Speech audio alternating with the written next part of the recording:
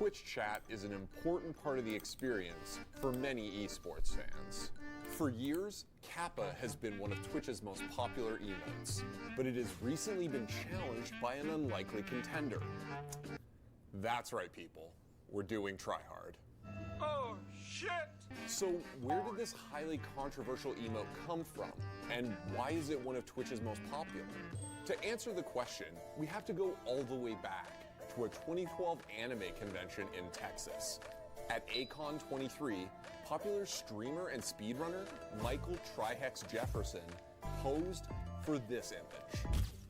Excited after having his Dragon Ball Z wall scroll autographed and a bit nervous near a cute girl that he met at the panel, TriHard gave us this now famous expression. You know, me, I'm losing my spaghetti because I thought the girl was really cute. I made like this really awkward, cringe smile. It's actually kind of crazy because people always ask me like, can you recreate the face? And it's such an awkward smile that I kind of can't. While it quickly became a meme among his own followers, TriHard's expression wouldn't become a global emote until later that year, after it was suggested by some of his followers in a thread on the Twitch forums. About a week later, a Twitch admin showed up in TriHard's stream, and the speedrunner decided to show off a bit by playing through one of Yoshi's Island's hardest levels. So I stopped everything, like the run, like I stopped the run that I was in the middle of, because it wasn't a good run anyway, it didn't even matter. And I immediately put on like a Beauty and the Beast, Be Our Guest. Be our guest. Put our service to the test. I put that song on full blast and went to like the hardest level I could, and it was like, yo, Twitch staff, let's go, I'm about to fuck it up. And then I go to like the hardest level I can, and I'm like pounding on my controller. The admin asked, why are you trying so hard? And the rest is history. The emote became TriHard. So that explains where the emote came from. But how did it become so popular, even temporarily overtaking Kappa in the past? To answer that, we have to talk about memes more generally. When a meme becomes very popular, it's often because it conveys information whose meaning, format, or both allow it to spread easily. Often, this is because the meme is easily understood. Check out our video on T-Lizard for more on that. TriHard can be a panic smile, like when you like, I don't know, drop a glass of milk and you're like, you know, it can be a panic smile, it can be a cringe smile, it can be a play on the pun of the title itself. However, it would ultimately become popularized by one notorious Twitch streamer, Ice Poseidon. There are 36 million TriHards ever said on Twitch. 24 million out of the 36 million TriHards ever said. Thank you, Josh. I love you, dog, for the sub. Have been said inside of this channel. Now, that is, if that is not like it's so stupid, bro. When you do what he does with the whole IRL thing, you feel like every day you have to top yourself to feel confident about yourself on your streams. So it's like, when you have that go on for a long period of time and you grow organically as a Twitch streamer and you have, again, no moderation, this little grimer like becomes a full adult muck and just becomes this like just giant slobbing beast of a chat culture. So you come in there and you know you can be a full shitter because there's no mods timing anyone out or even doing anything.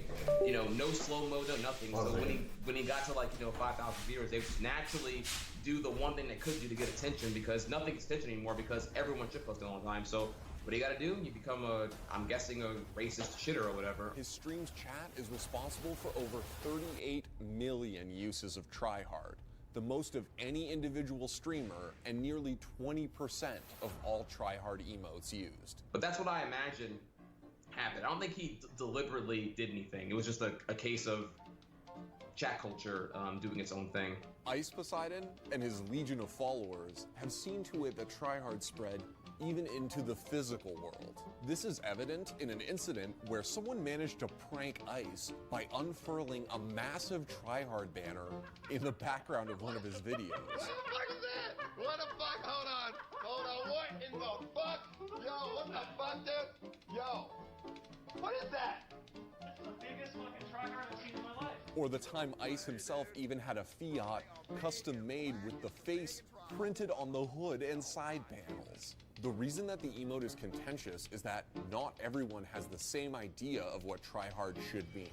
It has also become a shorthand response used by some to seeing a black person on stream. For example, when Hearthstone pro Terrence M made it to the grand finals at DreamHack Austin 2016, his appearance was met with a torrent of racist chat messages, many accompanied by the TriHard emote. One of the channel's moderators even got in on the act. Eventually, as the moderators struggled to stem the flow, the emote itself was actually banned from the channel. The idea expressed by one of the channel's moderators after the fact, that the TriHard emote is not inherently racist, is one that the emote's creator shares. Once you remove TriHard and you know what you're telling the shitposters? Oh, we do get triggered and your negative things do get to us. So then it's going to be a new game. It's going to be, oh, if we can do that with TriHard, we can be offensive shitters with every other emote and we can just make them forever remove things because we're such an influencing power. Like, you're empowering negativity actually by removing it. On the other hand, there are those that choose to restrict the emote's use for one reason or another.